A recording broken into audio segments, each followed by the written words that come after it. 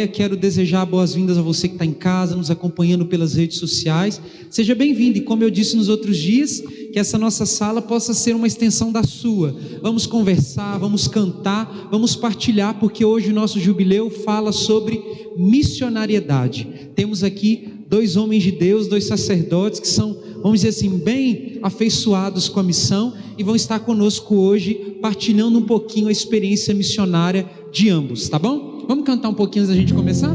Vamos lá, Breno?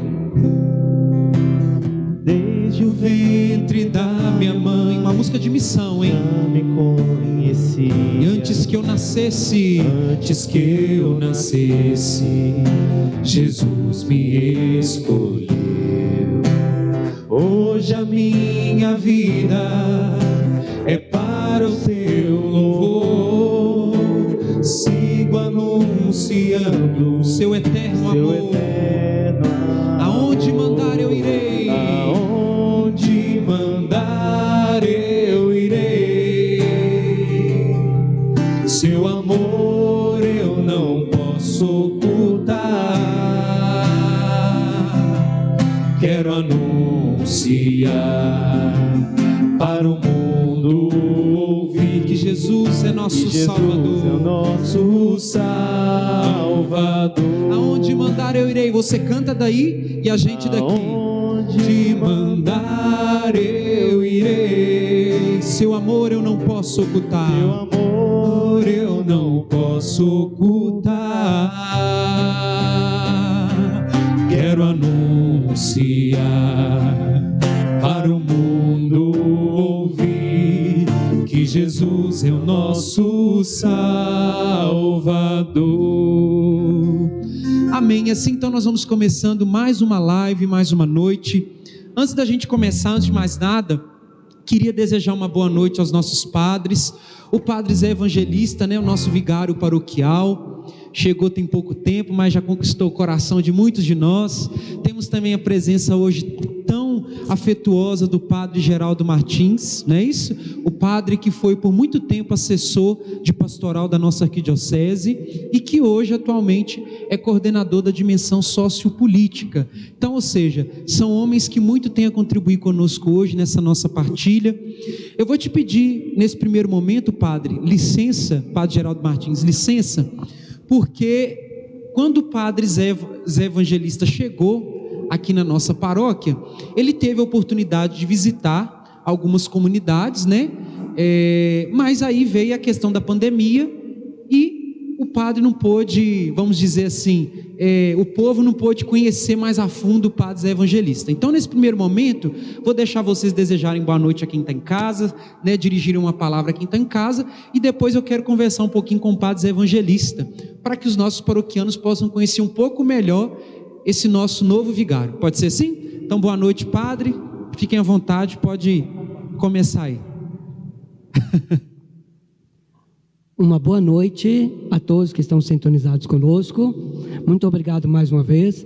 Nós sabemos que há muita gente que está assim conectado, não só nas celebrações, mas também nesses momentos aqui. Eu gostaria de rapidamente nessa apresentação agradecer às pessoas que estão não só aqui na região da Viçosa conectados conosco, mas também de pessoas de mais de longe. Eu aproveito o momento para mandar um abraço, uma lembrança. Lá em Lafayette, está sintonizada conosco aqui, a dona Terezinha, mãe de Rosemary, estava na casa paroquial, então estão sintonizados conosco. Muito obrigado aí, dona Terezinha, Rose e toda a família, sintonizados conosco. Também eu gostaria de mandar um abraço lá para Cipotânea. Muita gente lá em Cipotânea está sintonizada conosco, né? Então, através do meu irmão, João Pedro Gomes, está agora ligado aqui, sintonizado conosco. Muito obrigado também pela sua presença, apesar de estar longe, né? Mas através dos meios de comunicação, a sua participação nas celebrações e também neste momento aqui. Muito obrigado. E também, por que não dizer também, nosso muito obrigado a tantos que estão longe, sintonizados conosco, né? Portugal, Alemanha, Estados Unidos.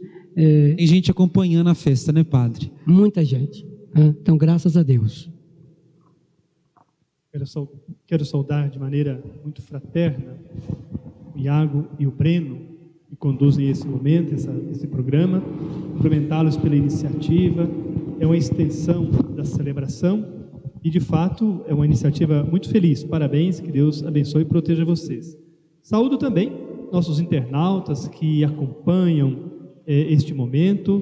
Nós vamos poder aqui conversar um pouquinho sobre a missão, partilhar experiência, não é ensinar nada a ninguém, mas poder partilhar um pouquinho a pequena experiência que fizemos de missão. Tanto o José Evangelista quanto eu tivemos na mesma região, que é a região norte, porém tão distantes um do outro. Então a gente vai poder conhecer um pouquinho isso, né? Uma alegria ter vocês aqui celebrando e participando conosco.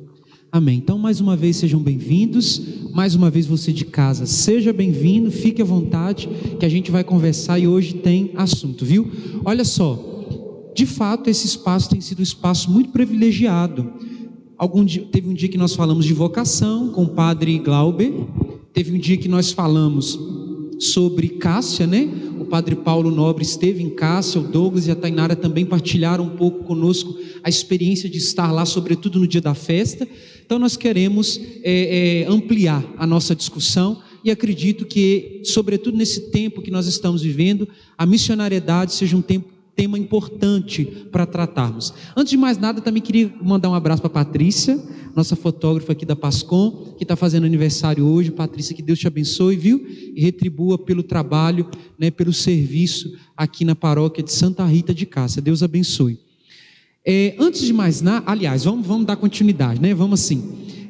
Eu vou me dirigir nesse primeiro momento ao padre Zé Evangelista.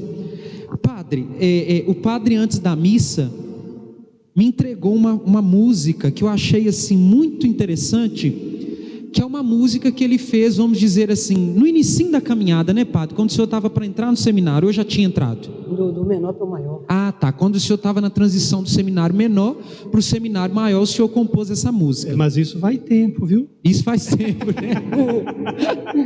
Vamos ver se o padre ainda lembra. Mas olha só, tem uma parte aqui, padre, que muito me chamou a atenção, e eu vou usar ela para fazer essa primeira pergunta para o senhor. A primeira estrofe da canção diz o seguinte: ainda bem jovem, na flor da idade, porém já maduro para a realidade, sonhando em um dia chegar no altar, tudo fazia para me realizar. Então, padre Zé, o senhor se realizou depois de tanto tempo? Com certeza, e cada dia me realizo mais.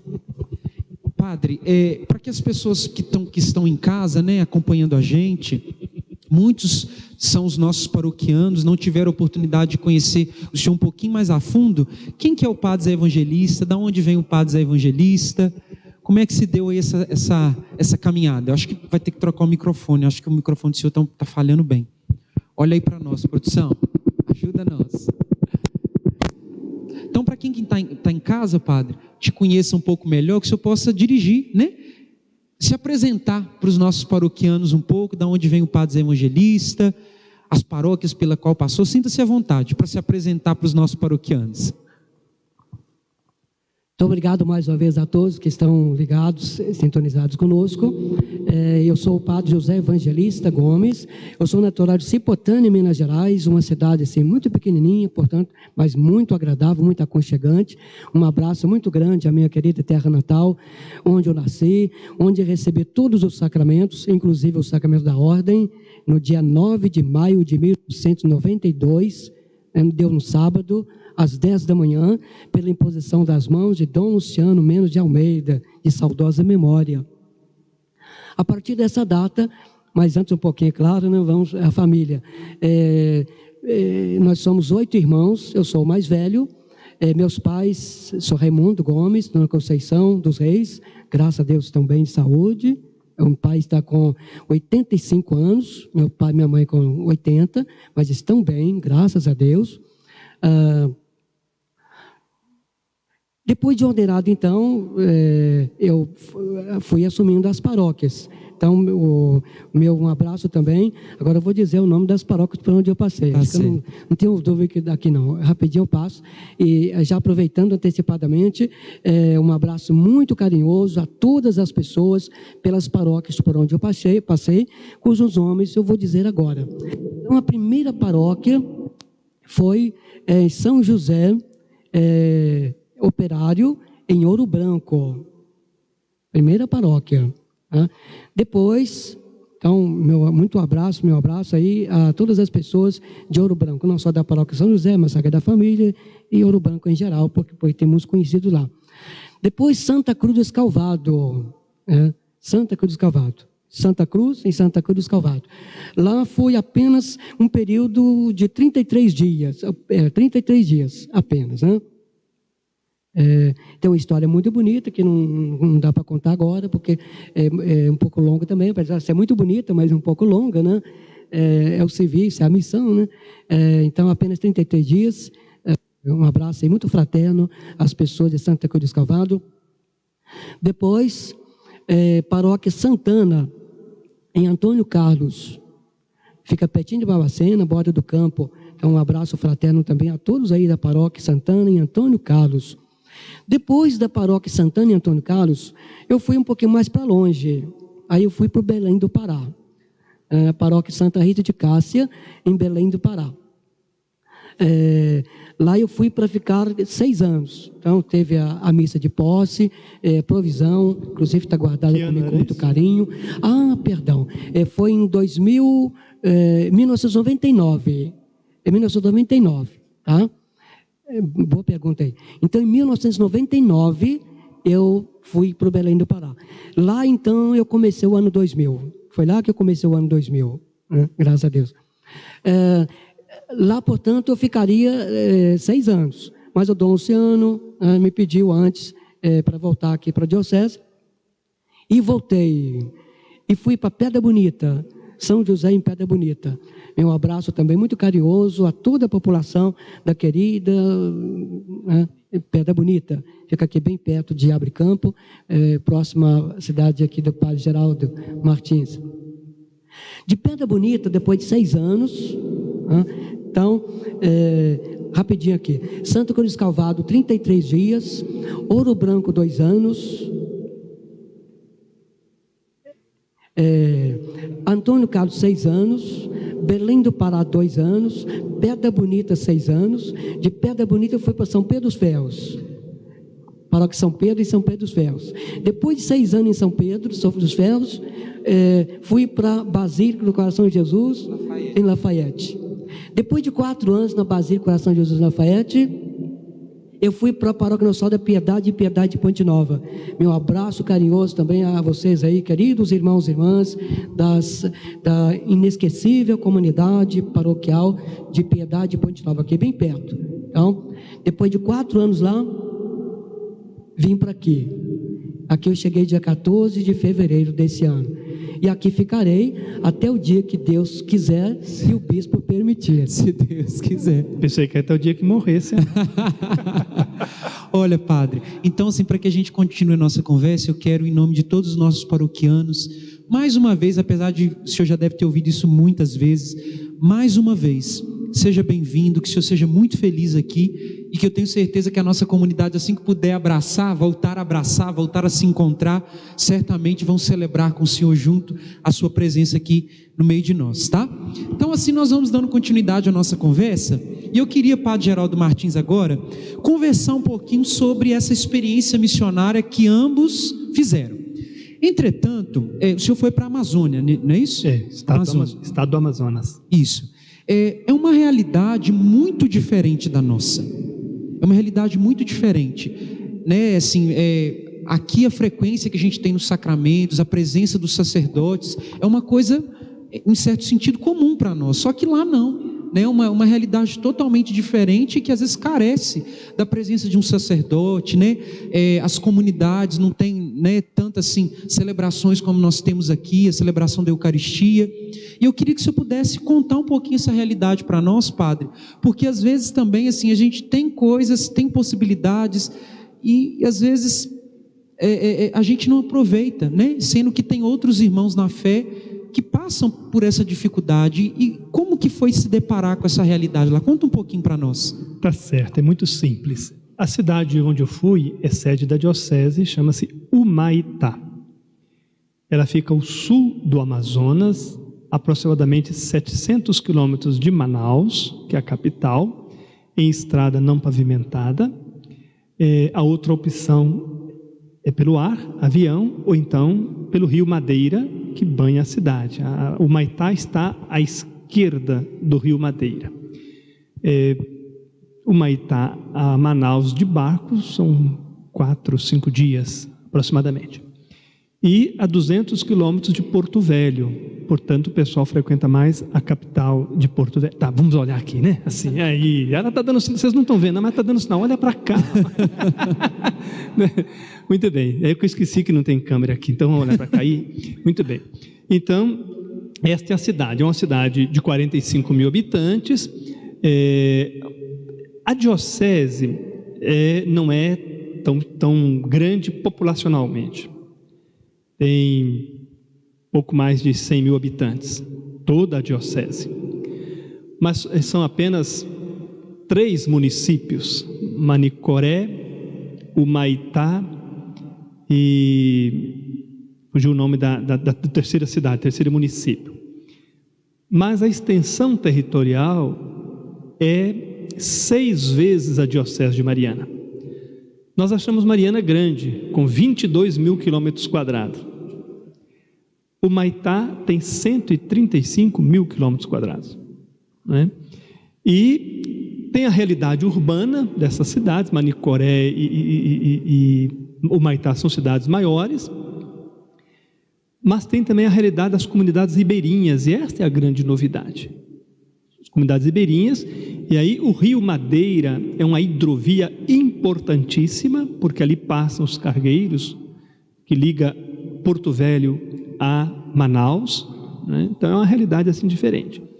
Mas no sentido eclesial, há uma presença forte, você vê hoje muito forte, dos salesianos, porque quando era prelazia era com os salesianos, então os salesianos que organizaram, né? Hoje o bispo que está lá, próximo de ficar emérito, Dom Francisco Merkel, ele é espiritano. Então, primeiro, há uma religiosidade muito forte. Isso aqui se assemelha muito a nós, claro, com características próprias. Mas o que é o comum? A força da fé, a religiosidade. Então, a padroeira da diocese, para você ter ideia, é Nossa Senhora da Conceição. E aí há um movimento enorme, uma aglomeração enorme de pessoas. Então, é um povo muito festeiro. Mas há uma característica muito interessante que me chamou muita atenção. Digamos assim, que a palavra precisa ser bem entendida: a autonomia das comunidades. Como você, Iago, dizia, né, que a presença dos padres não pode ser tão forte, as comunidades aprenderam a caminhar com as próprias pernas. Então são organizadas, têm suas lideranças, como nós aqui, com seus conselhos, com seus agentes de pastoral, as mesmas dificuldades, falta gente, etc. Mas eles têm uma autonomia muito forte, conseguem trabalhar, organizam suas festas, celebram de maneira muito bonita. Então, a diocese me marcou muito por isso, pela força da fé, a expressão da fé e a autonomia das comunidades, as lideranças que chegam, que fazem, né? E a consciência de comunidade. Só para vocês terem uma ideia, a cidade, a paróquia onde eu fiquei era a paróquia da Catedral, Nossa Senhora da Conceição. 3 comunidades: a Catedral, comunidade Nossa Senhora da Conceição, Santo Antônio e Divino Pranto, Nossa Senhora do Divino Pranto. A comunidade da Catedral é como qualquer outra comunidade, com a diferença que lá tem 2 missas no domingo, mas no sábado não tem, por exemplo, porque é nas comunidades. E ali é uma comunidade como é Santo Antônio, é um pouco diferente da nossa. Nós aqui temos uma tradição assim, matriz, a gente até usa a palavra matriz, né? É a que fala mais, etc. Então, essa consciência eclesial é muito interessante. Então, para abrir o bate-papo, Iago, eu penso que isso nos ajuda a compreender um pouquinho essa missão, né? Foram apenas 4 meses, claro, tem toda a história do calor, um calor muito grande, tem a cultura, a culinária, né? Os peixes, que se come muito peixe, né? Mas também a cultura ribeirinha, a culinária ribeirinha também é muito interessante. Então, é uma experiência realmente fantástica essa de fazer missão.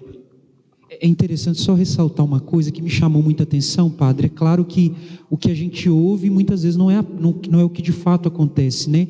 E você ressaltou que a autonomia das comunidades é algo que a própria igreja no Brasil incentiva, né? Essa autonomia das nossas comunidades. Isso é bonito, que bom, que maravilha poder ouvir isso e ver que existe, né? Mesmo em meio à escassez dos sacerdotes, essa autonomia de festejar, de celebrar a própria fé, e isso é muito importante. E em certo sentido, faz surgir novas lideranças fortes, bem organizadas, e isso é muito bom. Que bom, louvado seja Deus por poder perceber, ouvir isso nessa partilha do Senhor. E na mesma forma, eu gostaria também que o padre Zé Evangelista pudesse partilhar um pouquinho a sua experiência, padre. O senhor também que esteve na Amazônia, como foi para o senhor, onde o senhor ficou e o que o senhor percebeu a partir dessa experiência missionária? Então, acho que, detalhando um pouquinho, acho que é interessante, né? Quando eu fui para lá, era o bispo Dom Joaquim Zico, creio que o pai Geraldo conheceu, né? Aqui de Minas Gerais, já estava bem velhinho, e lá também havia o bispo titular, Dom Carlos Verzelletti, Dom Carlos Verzelletti era o titular, é italiano, então morava lá na residência. Por coincidência, não sei, no mês que eu cheguei lá, o bispo me pediu para ficar na residência episcopal, atendendo a paróquia de um padre, o secretário do bispo. Ele havia feito uma cirurgia, e a paróquia central, então eu fiquei 30 dias atendendo essa paróquia e residindo na residência episcopal, durante 30 dias. Após os 30 dias, então, eu fui enviado para a paróquia de Santa Rita, que fica, como nós falamos, a Grande Belém, né? Então, de Belém mesmo, a diferença mesmo só claro que placas, isso, assim. se o Zé me permite, isso há 20 e tantos anos, né? Claro que hoje, certamente, esta capital aumentou muito mais, né, Zé? Com certeza. Obrigado pela intervenção. Isso há 20 anos. Há 20 anos já. Eu vim de lá em 2001. Em 2001, então dá bastante tempo já. Portanto, o Dom Zico, no caso, já faleceu, já passaram 2 bispos por lá, depois que eu vim, enfim. Depois disso, foi criada outra arquidiocese, que é de Castanhal, diocese, lá não era diocese, passou então a ser diocese, e o bispo Dom Carlos Verzelletti, que era o auxiliar, então é titular, então agora ele é o bispo lá de Castanhal. Belém também é uma realidade assim bem diferente daqui, talvez um pouco parecida lá onde o padre Geraldinho esteve, né? A extensão territorial é muito grande, muita gente. A padroeira do Pará é Nossa Senhora de Nazaré, desculpe. Nossa Senhora de Nazaré. Eu creio que o mundo todo acompanha, no segundo domingo de outubro, quando eu estava lá, eram aproximadamente 2 milhões de pessoas que participavam do evento, né? Hoje eu fiquei sabendo que já passam de 3 milhões a participação. Então é um evento, uma festa muito expressiva, muito grande, muito expressiva, muito grande. E assim, é interessante que eu acho que, com certeza, porque vivi no meio lá, é uma piedade muito grande, é um fervor muito grande, aquela história da corda, né? Aquela corda que tem uma espessura muito grande, a gente vendo de longe assim, parece que é fina, mas não, é uma corda grossa, né? E aquela corda chega a arrebentar, porque é uma multidão. Aquela corda, na verdade, além da tradição, além de ser também um instrumento de piedade, né? Mas aquela corda também é para proteger lá o andor, que eles chamam de berlinda, né? Então, aquela corda que é muito grande, ela circula ou ela protege os padres que estão participando, as equipes ou as pessoas que participam da liturgia, também a berlinda, no caso o andor, que eles chamam de berlinda. Todo mundo fica dentro daquela corda ali, né? E por fora, então, ao redor daquela corda, uma multidão incontável. Uma multidão. E o calor nem se fala. calor nem se fala. Para se terem uma ideia, durante o trajeto, que é de 7 quilômetros, da catedral à basílica, são 7 quilômetros, aquela multidão, muita gente caminhando ajoelhada, fazendo promessa, pagando promessa, agradecimento. Então, pessoas, ali tem médicos, enfermeiros, etc., acompanhando. Muitas pessoas chegam cá na basílica com os joelhos tudo feito, o joelho tudo ferido, soltando sangue. Então, é uma coisa chama muita atenção mesmo, é uma piedade muito bonita, muito forte. Isso é no geral, então, o Pará, né? Nossa Senhora da Nazaré. Está sendo 20 anos passaram, a gente uma dúvida, né? E a paróquia, então, onde eu trabalhava, é Santa Rita, também uma piedade muito grande, mas muito grande, né? Vocês nem imaginam como que é bonito, é muito forte. Aqui eu não sei ainda, seria a primeira vez esse ano, mas devido à pandemia, então estamos todos fechados aí, enfim, certo? Mas é muito forte, lá na paróquia é muito forte a devoção, e uma piedade muito grande também, né? E só para terminar, como o padre Geraldinho lembrava aqui também, a questão de número de padres. Então, lá o número de padres é bastante reduzido. Para se terem uma ideia, o número de padres, pelo menos no meu tempo lá, não sei hoje, há 20 anos, não sei, deve ter mudado muito e tomara que tenha, né? Tomara que tenha mudado. Mas há 20 anos atrás, o número de padres da Arquidiocese de Belém era menor do que o número de padres da nossa região aqui, leste. Ou seja, aqui tinha mais padres do que em toda a Arquidiocese de Belém. Só nessa região, pessoal. Olha, né? Bem É só na região leste, da qual participamos aqui, da qual o Viçosa faz parte, só os padres daqui, da nossa região, dessa aqui, o número era maior do que de toda a diocese lá. E lá também a participação do leigo é muito grande, eles são muito fervorosos. As irmãs religiosas, em várias congregações, diáconos permanentes, e também há muita dificuldade com relação à ida às comunidades. Também há muitas, só se chega através de barco e helicóptero, não tem outra saída não. Então é de fato uma realidade muito diferente, totalmente diferente aqui dentro do Brasil. E terminando então, o calor nem se fala, né? O calor nem se fala. É muito calor, mas muito calor. Lá existe até uma brincadeira que eles fazem lá. Quando alguém convida o outro, de manhã, por exemplo, para fazer um passeio, ou para ir ao centro, à capital, a pessoa que foi perguntada pergunta assim, nós vamos depois da chuva ou antes da chuva? Antes da chuva ou depois da chuva? Então, há essa pergunta. Há uma tradição lá da chuva das 15 horas em Belém, né? Sempre às 15 horas, 2 ou 3 da tarde, sempre chove. Por isso vem a pergunta. Né? Então, 2 horas em ponto, cai água, mas cai água para valer. Né? O sol está todo azul, nem se pensa em chuva, Aí começa uma nuvenzinha pequenininha em frente do sol, tampa ali e entorna a água, mas entorna para valer mesmo. E o paraense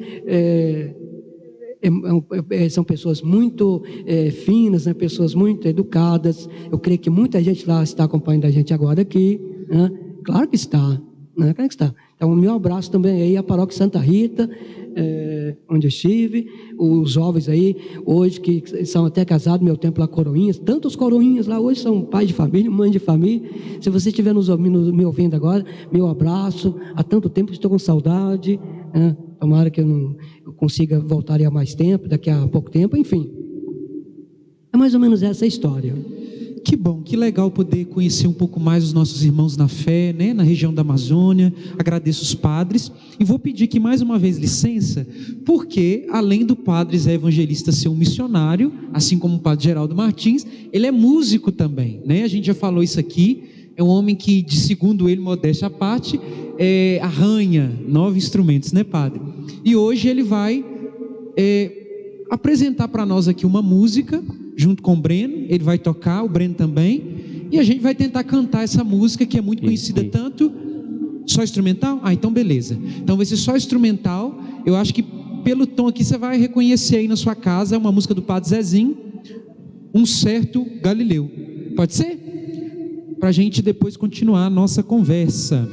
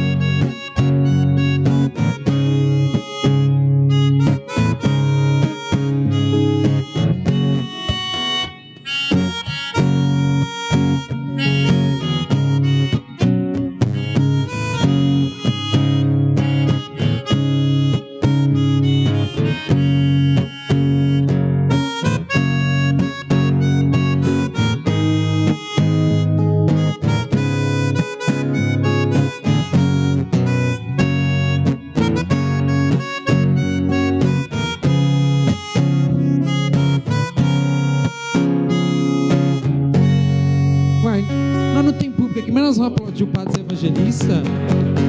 Parabéns, Padre. Obrigado, viu? Obrigado por essa partilha instrumental conosco. Por essas e outras que você quer falar, Padre? Não, é por essas e outras que ganhou no seminário o apelido de Travoltinha. De como é que é o apelido? John Travolta. Ah, meu Deus do céu. É um Travoltinha. Isso vai pegar a paróquia. Vai. A gente faz Deus. questão de proliferar. Que legal. Padre Geraldo Martins, perdão. Eu queria assim, a homilia de hoje foi algo realmente rico, foi algo que realmente assim me chamou muito a atenção, a riqueza, cada palavra que o senhor disse hoje na homilia, mas uma coisa me chamou a atenção e eu gostaria que o senhor pudesse falar um pouco mais. O senhor disse que o santuário da vida, a família, ela deve defender a vida, promover a fé e promover o desenvolvimento humano. Eu achei isso assim de uma profundidade fantástica, pessoal. Só que eu queria que, além de o senhor pudesse talvez destrinchar um pouco mais, apesar de ser muito claro e muito objetivo a sua fala de hoje, muito profunda, nesse tempo que nós estamos vivendo de pandemia, e a gente sabe que a igreja sempre atenta aos sinais do tempo, às necessidades do povo de Deus, às necessidades, às dificuldades pelas quais o povo de Deus passa. Esse conceito, a prática de missionariedade, ela vai, vamos dizer assim, se encarnando na realidade do povo, e eu queria que você pudesse dizer, seria hoje a família um campo de missão? Não tenho dúvida disso. Ela não é, Puebla disse isso, que a família, ela é sujeito, é de lá, né?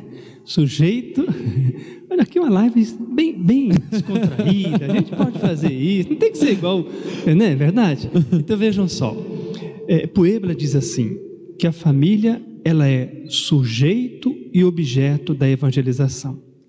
Então, uma vez evangelizada, a família tem que evangelizar.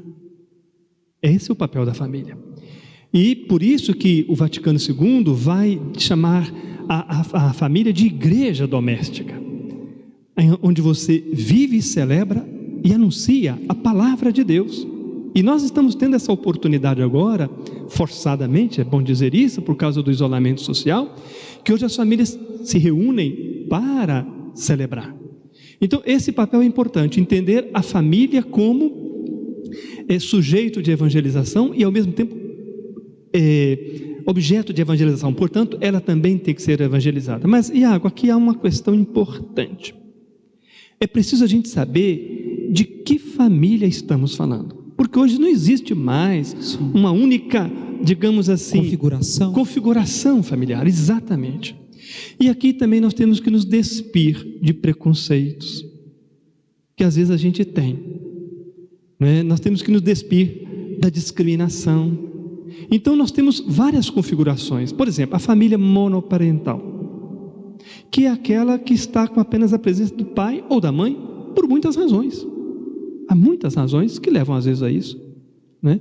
Então, a família que às vezes vive o conflito, a família que hoje não tem o sacramento do matrimônio, também por muitas razões.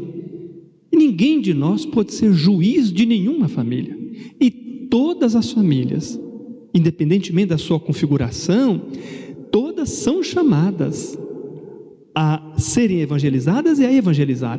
É claro que uma família, uma vez evangelizada, ela procurará, a partir da circunstância em que ela vive, se configurar a Jesus Cristo. Não é verdade? Então, esse é importante. Então, quando você diz assim, a família é um campo de evangelização, é claro que é o primeiro campo de evangelização. Se você pega a Conferência de Aparecida, o documento de Aparecida, vai dizer exatamente isso.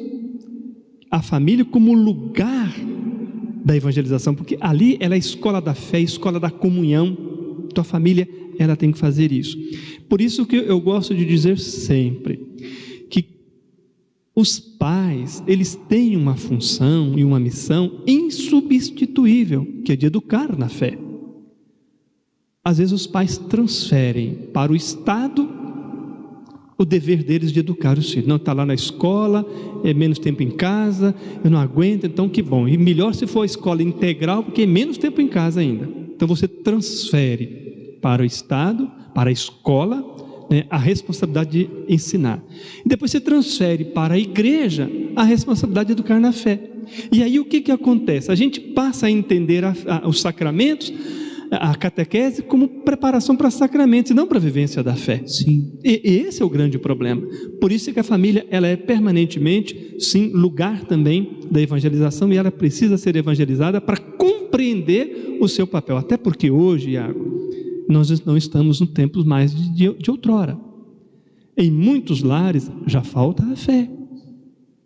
É muito comum hoje encontrar adultos que não receberam o sacramento da iniciação cristã, Fato. ou apenas um deles. Então, Fato. veja, o ambiente familiar hoje mudou. Por isso nós temos que também buscar novas estratégias para fazer essa evangelização chegar à família. E se você vai para o norte, de onde eu vim, aí é muito diferente. Por exemplo, para nós aqui, o sacramento do matrimônio, ainda que tenha tido, digamos, uma baixa, etc., ainda é muito forte. Mas na nossa região de lá, onde eu estive, era muito normal a pessoa se unir sem o sacramento do matrimônio. E é até possível compreender. Você imagina, você mora numa comunidade ribeirinha, não tem muita comunicação com outras comunidades. O padre vai ali 4 vezes ao ano, e eu estou falando numa comunidade que vai muito, porque existem outras regiões da Amazônia em que o padre vai 1 vez por ano, ou 2. É muito natural que os jovens, às vezes, se unam sem o sacramento. Vai esperar quando o padre vier. Então, isso é muito comum, às vezes. Não é que não tenham fé no sacramento, é que, às vezes, a circunstância não favorece a isso. Então, esta realidade de família também precisa ser pensada culturalmente. A ideia de família que nós temos aqui, nem sempre, e a vivência, nem sempre é a mesma que tem em outro lugar, porque tem toda uma questão cultural também da fé. Por isso que o Evangelho, ele tem que chegar a todas as famílias para que elas tenham como referência o Evangelho, Jesus Cristo. Interessante, Padre, porque Jesus, quando veio a esse mundo, encarnou a nossa realidade. Então eu acredito que hoje, quando a gente se coloca, a gente se deixa enviar por Deus para evangelizar outros povos, outros irmãos, eu acho que é importante que a gente também encarne a realidade onde a gente vai ser inserido, né? Não tenha dúvida disso. Aliás, a primeira tarefa de quem quer ser missionário, e o padre evangelista pode confirmar o que eu estou dizendo, é como que deixar nossas bagagens aqui. Sim. Porque se a gente vai do jeito da gente, e vai querer do jeito da gente, olha, não dá certo. Não dá certo. O que se vive aqui, a forma de celebrar, etc. e tal, é diferente. E eu preciso ir, porque é interessante na missão. Quando a gente vai para a missão, o Espírito Santo já está lá. Nos precede, né? Nos precede, e é Ele que faz a missão. Então eu tenho por obrigação de chegar e saber como é o jeito deles fazerem. Não é que eu não possa propor coisas novas e diferentes. Posso a partir deles, dialogando com eles, e não de maneira impositiva. Isso eu aprendi. Por exemplo, não obstante toda essa carência, sabe quantas missas eu celebrava no domingo lá? Imagine. Você celebra quantos, padre evangelista? 4. Quantas você acha que eu celebrava lá? Nossa, padre, eu não vou nem me arriscar a chutar. 2. Às vezes uma. Às vezes uma. 2, às vezes uma. Por quê? Porque a ideia também é você celebrar bem. Não tinha como ir para as comunidades. Aqui eu celebro 4, celebro umas 8. Não é assim, né? É outra maneira de conceber a igreja também. Até nesse sentido. Nós aqui somos diferentes, não é verdade? Nós achamos assim que se não tiver 4 missas no domingo, imagina. Não estou desvalorizando a Eucaristia, é pelo contrário. Sim. É o valor que se dá à Eucaristia, até para não banalizar os sacramentos, né? E eu então estranhei muito isso. Eu estava acostumado a celebrar 4, 5 missas num domingo. Eu chegava lá, eu tinha muita tentação de criar outras celebrações. Eu estou à toa. Celebrava às 7 da manhã, andava de bicicleta o dia inteiro, porque é uma cidade muito plana, boa para andar de bicicleta. E às vezes não tinha outra celebração. Gente, mas tem outras comunidades, eu podia celebrar em todas. Eu dava conta. Mas não é esse o jeito deles viverem a fé. E eu tive que aprender isso também, né? Não desaprendi a celebrar, pelo contrário, né? Então são coisas assim muito interessantes, sabe? Algo que eu acho que a gente vai aprender. Então, para dizer isso, quem vai para a missão, ele tem que se despir. Ele tem que tirar a sandália, literalmente, para calçar a sandália de lá, para conhecer os hábitos, a cultura, o costume, o jeito de celebrar. Muito interessante, inclusive no plano da fé. Então assim, eu vivi umas experiências muito bonitas lá, nesse sentido. Que legal. Então assim, eu acho que todos nós somos missionários, enviados para longe ou para perto, né? Mas eu acho que fica essa grande, como é que eu posso dizer assim, dica, vamos dizer assim, do padre, né? Retirar os preconceitos, os pré-julgamentos, né?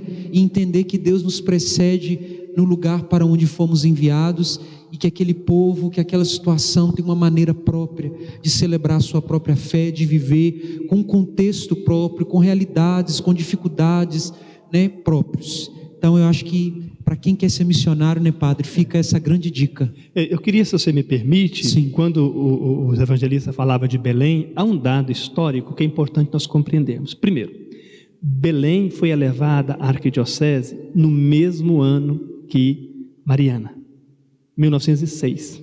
Então ambas são irmãs nesse sentido. Verdade. Interessante isso. Segundo ponto, quando a CNBB cria esse programa de igrejas irmãs para aquelas que têm mais padres, sobretudo ajudar aquelas que têm menos, a igreja irmã de Mariana foi Belém. Então vários seminaristas de Belém vieram estudar em Mariana e se ordenaram padres em Mariana. Hoje Belém está mais provida de sacerdotes, as coisas evoluíram bastante nesse sentido. Então acho que esses 2 dados são interessantes, né?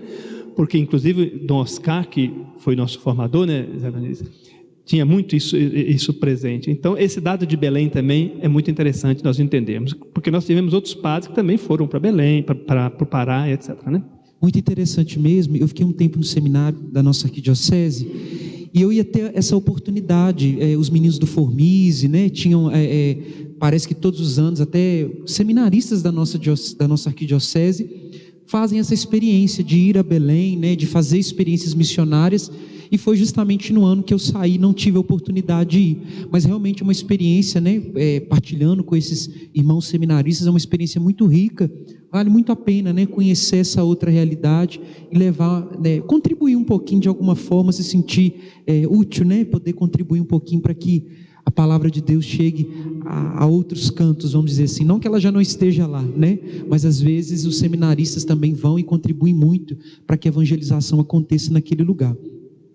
Bom, outra coisa, padre, eu queria poder aprofundar mais, o nosso tempo é corrido, não dá para a gente, né, assim, entrar mais em detalhes, mas uma coisa eu queria que vocês, né, tanto padres evangelistas como você, pudessem comentar um pouquinho também, porque é o seguinte, quando o Papa Francisco, ele assumiu o pontificado dele, aliás, acho que bem tempo depois, na sua 20ª viagem apostólica à Colômbia, ele disse uma frase que muito me chama a atenção. Ele disse assim: prefiro uma igreja acidentada, ferida, enlameada por ter saído pelas estradas a uma igreja enferma pelo fechamento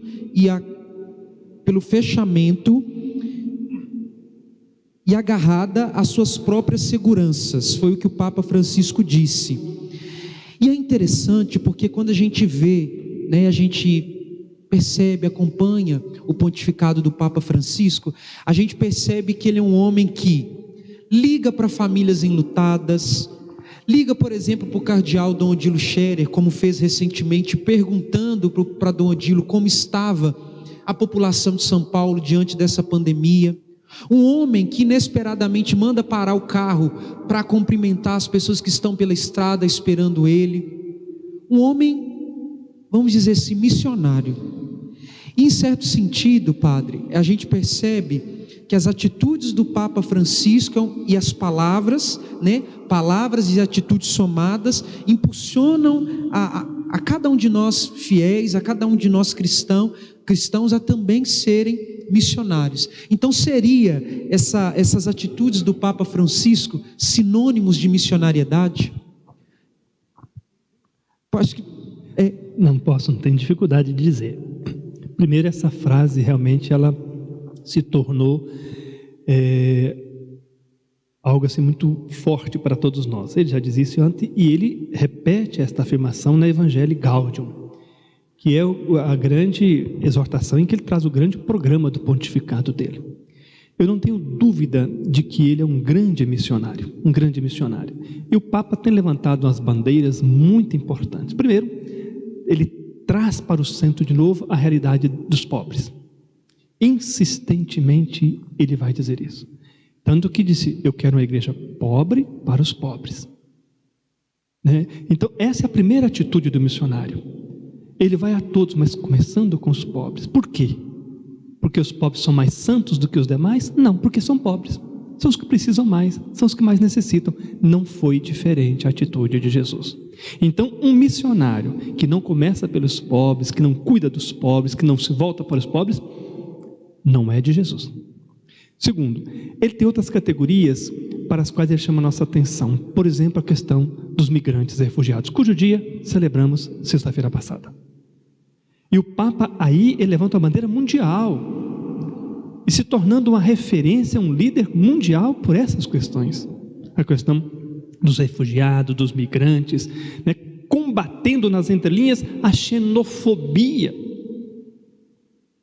Então vocês imaginam, e a realidade dos que saem de suas terras por causa de guerras, por causa de perseguição política, religiosa, e são por causa da fome. Então há muitas causas que levam as pessoas a saírem de seus países e buscar refúgio em outros países.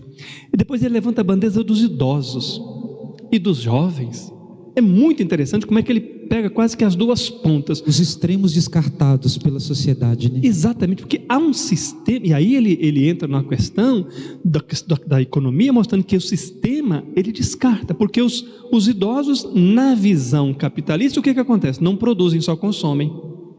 Então eles são um peso, então tem que descartar. Os jovens ainda não entraram no mercado de trabalho, e às vezes o mercado se fecha a eles. Então, o Papa Francisco se mostra missionário por tudo isso e muito mais. E depois ele chama a igreja a ser, e aí chama a atenção nossa de pastores, de missionários, quer dizer, ora estar à frente, ora estar atrás, ora estar do lado, ora estar no meio das ovelhas, para ter o cheiro das ovelhas e conduzir. Eu não tenho dúvida que o Papa Francisco, ele é de fato um grande missionário, e ele começa a Evangelii Gaudium dizendo isso, que a alegria do Evangelho, essa alegria tem que ser levada a todos. Então ele vai dizer que a luz do Evangelho tem que ser levada a todas as periferias humanas, geográficas ou existenciais. Então, por tudo isso, o Papa tem se mostrado esse grande missionário. E aí entra uma coisa interessante que você me faz lembrar, Iago, que são as diretrizes gerais da ação evangelizadora da Igreja no Brasil. O que elas propõem? Que nós formemos comunidades eclesiais missionárias, tendo como pilares a palavra, o pão, o serviço e a missão. São os 4 colunas sobre as quais deve se assentar esta casa, que é a imagem da comunidade. Então, uma família é uma pequena comunidade. Então toda a família deveria se estruturar a partir da palavra, a partir do pão, que é a Eucaristia, a partir da caridade, que é serviço, sobretudo a quem mais precisa, e a serviço da missão, que é de levar a boa nova a todos. Que beleza tudo isso, né? Até falta de tanta beleza. Olha, é interessante outra coisa que eu acho que fica talvez como uma dica para quem deseja e quer deixar-se ser enviado, é o profetismo, né, padre? Precisa ser profeta para denunciar aquilo que está errado, aquilo que não favorece a vida, né? Talvez seja um aspecto forte da vida do missionário, o profetismo. Isso também é muito forte. O Papa Francisco tem feito isso de uma forma muito firme. Louvado seja Deus pelo nosso Papa, né? Que tem nos incentivado a missão. Bom, gostaria de poder ficar mais, da gente conversar mais, da gente se aprofundar mais, porque realmente acho que tem sido assim um momento magnífico, muito bom. Só que a gente tem que terminar, né? Mas agradeço demais, Padre, por tudo que o Senhor disse, pela partilha conosco, né, das suas experiências, assim bem como o Padre José Evangelista, que também é um missionário. Agradeço demais, Padre, né, pela partilha dessa sua experiência. E queria que nesse momento que a gente vai encerrar, queria fazer duas propostas. A primeira, eu queria que o Padre José Evangelista pudesse dirigir uma palavra aos paroquianos, né, já que muitos talvez estão tendo a oportunidade de conhecer um pouco mais aqui, saudá-los, né, cumprimentá-los, desejá-los, vamos dizer aí, ainda em tempo, um bom jubileu, né, para que a gente festeje Santa Rita com muita alegria. E no segundo momento, Padre, eu queria que você pudesse dar-nos uma bênção de envio, já que as nossas famílias nesse momento, e talvez perenes, é um campo de missão, então que sejamos enviados por uma bênção. Pode ser assim? Pode. Então tá bom. Posso falar só uma coisa? Sim, o pessoal está comentando. Primeira coisa, o pessoal de Abricampo está presente na live, está te mandando um abraço, Padre. Oh, que alegria. Falando aqui que tem uma comunidade de Santa Rita lá, né? Uhum. E também um pequeno testemunho aqui de uma né, das pessoas que estão nos assistindo. A Cristina Santos diz que em Pitinga, dentro da aldeia, eu não vou saber pronunciar, Atroari Vaimiri. Deveria, que é descendente de índio, olha você ver. Não vou te falar nada não. Onde morei 5 anos, havia padre 2 vezes por ano. Pitinga, distrito de Presidente Figueiredo, na Amazônia. Na Amazônia. É isso mesmo. Uma realidade, né? Mas eu acho que hoje para mim assim, foi muito bom perceber, né, Padre? Que há uma diferença, Iago, das comunidades nossas das de lá. A grande maioria das nossas comunidades tem Eucaristia. Sim. Às vezes não tem a celebração da missa, mas tem a celebração da palavra com a distribuição Sim. da Eucaristia. A maioria das comunidades lá não. Só tem a celebração da palavra. E aí, mais uma vez, a importância dos leigos. Por isso que é muito triste ver que o sínodo para a Amazônia foi tão mal compreendido por tanta gente, né? Porque não conhece a Amazônia. Mas uma coisa que eu tiro disso tudo, Padre, é interessante perceber que mesmo em meio a essa dificuldade, nasce, né? A esperança, esses nossos irmãos que vão se tornando grandes líderes comunitários, fazendo a comunidade acontecer, celebrando a palavra, algo importante, a celebração da palavra, né? Incentivar, a igreja no Brasil também incentiva a celebração da palavra. Então, também fica aí para nós, né? Como que é importante, né? Então, podemos proceder dessa forma, Padre Zé Evangelista? O senhor pode ficar à vontade, dirigir uma palavra aos seus paroquianos, que tenho certeza que desde já muito lhe amam. Meu muito obrigado mais uma vez, particularmente pelo carinho, pela amizade de todos, embora não houve aquele tempo, como foi dito aqui, de nos conhecermos mais. Foram apenas uns 30 dias que a gente caminhou pelas comunidades, celebrando, participando de reuniões, rezando juntos, mas eu sei que pelo menos muitos me conhecem através das redes sociais, porque graças a Deus estamos há um bom tempo aí juntos, com muita honra, é um privilégio para mim estar caminhando com o Padre Paulo, todos os dias celebrações, desde que começou as portas da igreja foram fechadas, que começou esse problema que o mundo todo está enfrentando. Então, nós estamos sempre caminhando juntos, celebrações todos os dias, juntos.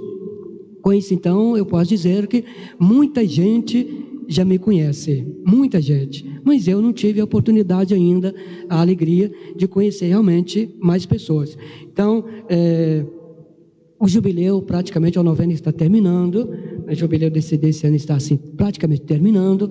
Nós queremos, e eu particularmente peço a Santa Rita, nossa padroeira, que interceda junto de Jesus, para que possamos passar muito bem esses últimos dias, todo mundo com saúde, em paz, felizes, sem problemas, né?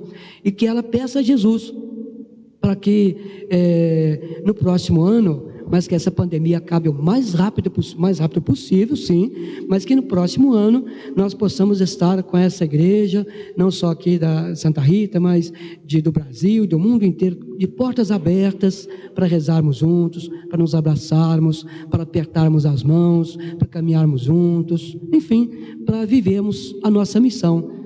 Como lembramos aqui, a missão não é apenas do padre, do papa, dos bispos, mas a missão de todo mundo, de cada batizado. A gente sabe perfeitamente que Jesus é o missionário por excelência. São Paulo é um dos grandes missionários, ele chegou a dizer: ai de mim se eu não evangelizar, ai de mim se eu não pregar o evangelho. Então, ai de nós, ai de mim se eu não pregar o evangelho, não só com palavras também, mas sobretudo com a vida, com exemplo, com testemunho. Então, que Santa Rita peça a Jesus que possamos, assim, com a máxima perfeição possível, darmos sequência, darmos continuidade à sua presença, à sua missão, de forma especial, nesta terra. Que Jesus ressuscitado, então, nos ajude, e que Santa Rita seja sempre nossa grande intercessora. Amém, amém. Então vamos para esse momento, Padre, para o Senhor nos abençoar e nos enviar, tanto os que estão aqui como os que estão nos acompanhando em casa. Você já é evangelista no nome. Só uma coisa, Padre, tem pessoas também nos acompanhando de São Paulo e de Mato Grosso. Que honra para nós, né, poder chegar até a sua casa e você participar desse momento conosco. Muito obrigado, viu? Deus abençoe. Tá certo. É missão de todos nós, Deus chama e quer ouvir a sua voz.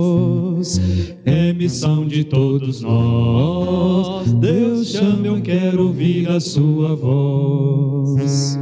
Senhor Jesus, que antes de partirdes para o Pai, deixastes aos vossos apóstolos esta ordem: ide pelo mundo inteiro, fazei que todos se tornem meus discípulos e batizai-os em nome do Pai e do Filho e do Espírito Santo. Nós vos pedimos, fazei-nos fiéis a esta missão que recebemos no nosso batismo. Saibamos levar a todas as periferias existenciais e geográficas a luz de vossa palavra, que ilumina, que aquece, que dá vida. O Senhor os abençoe e os guarde. Amém. Volva para vocês o seu olhar e tenha piedade de vocês. Amém. Volva para vocês o seu olhar e lhes dê a paz. Amém. Desça sobre vocês e permaneça sempre a bênção de Deus, que é Pai, Filho e Espírito Santo. Amém. Uma boa missão para todos vocês. Amém. Mais uma vez, muito obrigado. E se lembre, você é missionário, o seu campo de missão, a sua casa, a sua família. Viva Santa Rita! Viva! Leva-me aonde os homens, leva-me aonde os homens necessitem, tuas palavras necessitem de força de viver.